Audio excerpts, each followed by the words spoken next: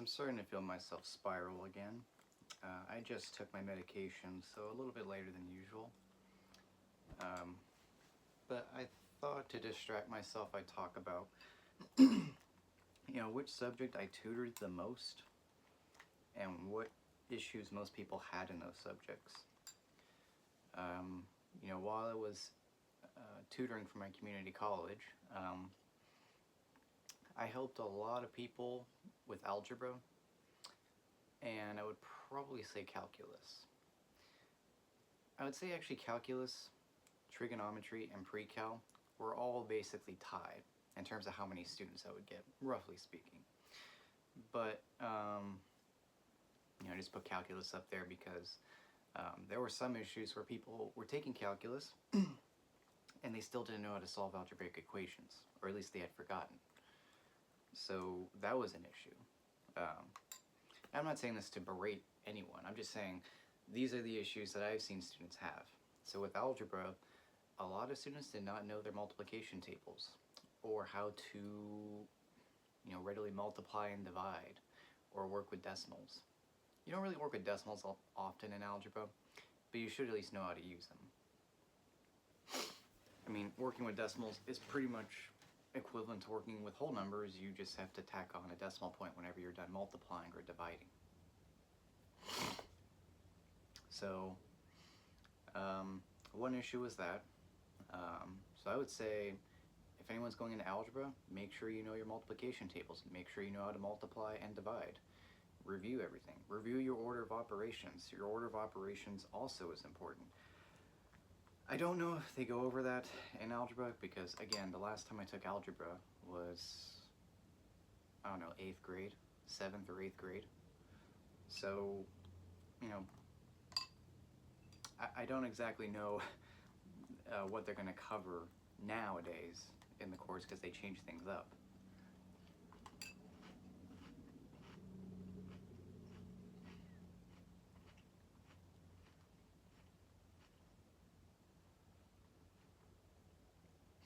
Another thing that they had trouble with was solving algebraic equations. So I guess the first question is, what does it mean to even solve an equation? Well, in algebra, you have basically what are called functions. Functions are just a fancy way of saying, oh, I have a rule.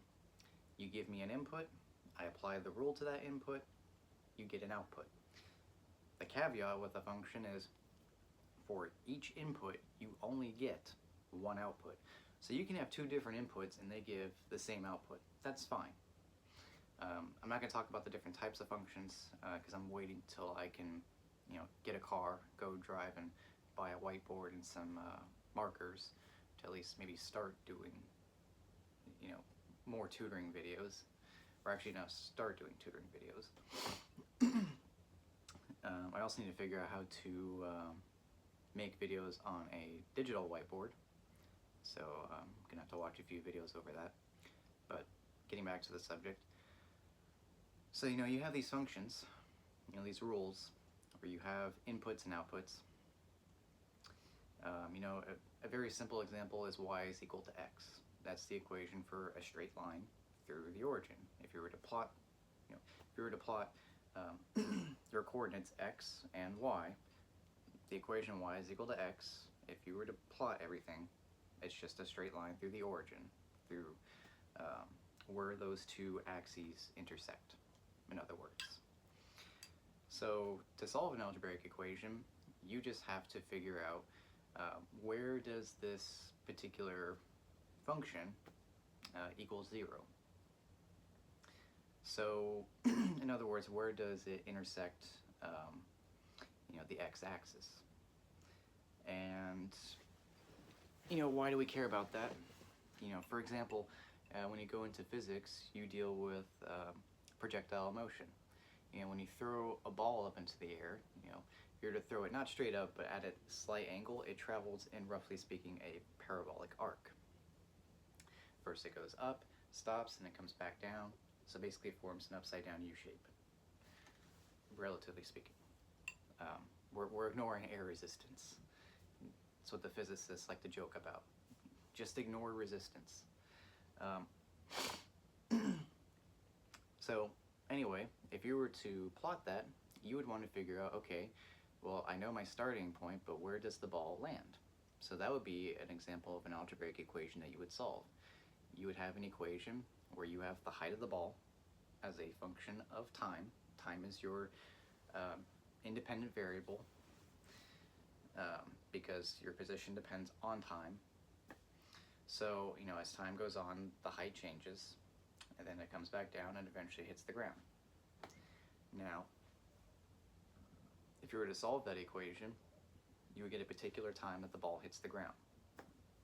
And then I'm not going to talk about it, but going into your kinematic equations, if you were to take physics 1, you would then plug that time back into an equation for position, and you would from there figure out, okay, where does the ball actually land? I'll do some examples later on.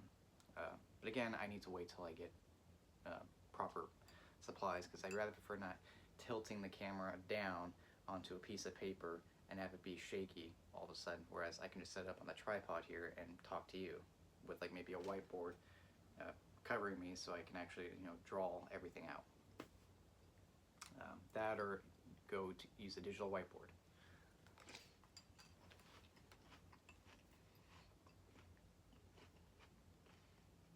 So those are the main issues I've seen. Granted, there are more, but those are the big ones. The big ones were order of operations, as well as not being able to do, your basic arithmetic operations, and as well as understanding how to solve for the roots of a algebraic equation, or in other words, where an algebraic equation equals 0. Trying to think. Another one that both calculus students and algebra students have trouble with are word problems. I would say there's not really an easy solution to that other than to just keep trying. Look for certain words that stand out. Like in calculus, if you see the words rate of change, think of a derivative. In algebra, if you see a bunch of numbers, write those numbers down. See what those numbers are equated to, Again, I can talk about this more. I can actually go through these these core concepts in each of these courses, but again, I have to wait till I actually get materials that I can actually write everything down with, so you can actually see and hear me better. So those are some of the common mistakes. In calculus, I see a lot of students come into calculus and they have forgotten how to work with algebraic equations. They've forgotten how to solve them. But also, granted, calculus is definitely a jump in a different direction, because it's using both algebra and trigonometry combined. So there's that. I remember when I first took calculus in high school. I took it my senior year. Granted, I wasn't really the student to try very hard and excel in everything. I did take a couple AP courses, but I never bothered trying to take more college courses while I was in high school, because the fact of the matter was, I didn't know what the fuck I wanted to do. So what's the point of taking a bunch of college classes if, I'm not going to get credit for over half of them, because I don't know what major I want to go for. For a while in high school, and even throughout a couple semesters of community college, I thought art would be my major, but I started to get a taste of what it was like in the art market, and it's competitive, and it's brutal, and it's not fun. So I would rather have this as like a side gig or hobby than an actual profession. But, then I was thinking in community college, I'm very good with numbers, I'm more of a quantitative guy, so why not go for math? I did well in calculus, why not go for math? So I started studying, calculus 2 and calculus 3 and some differential equations in my spare time. And when I took those courses, it was easy, because I just had to sit through and just do the homeworks. I didn't really pay much attention, because I already read the material. But, anyway. But eventually I found that, I was asking more physics-based questions in some of my science classes. Granted, elective science classes. So I instead transferred to UT, into their physics and astronomy program. Granted, it did take me 7 years to get 2 4-year degrees, but again, the reason why is A, I was working both part-time and full-time. Part-time during the fuller semesters like spring and fall, and full-time during the summer.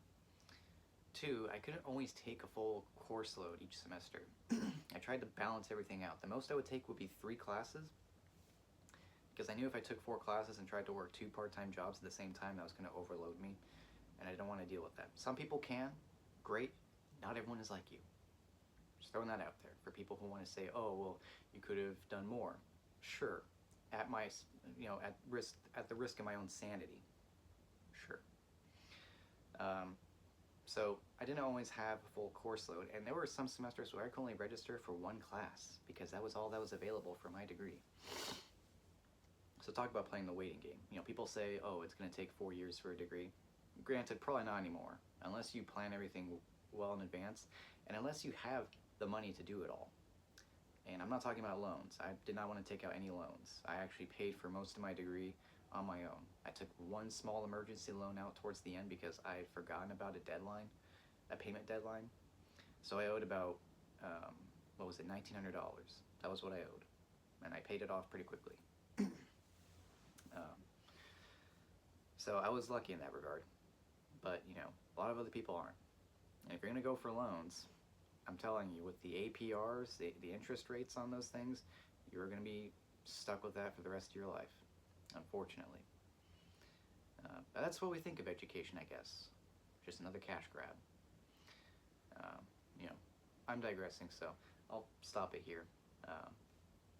Hopefully next time I can, or at least in the next couple weeks, I can maybe start making some videos talking about math and physics, some of the basics, because I would love to actually talk about that and give you guys a little bit of knowledge to use in your future courses.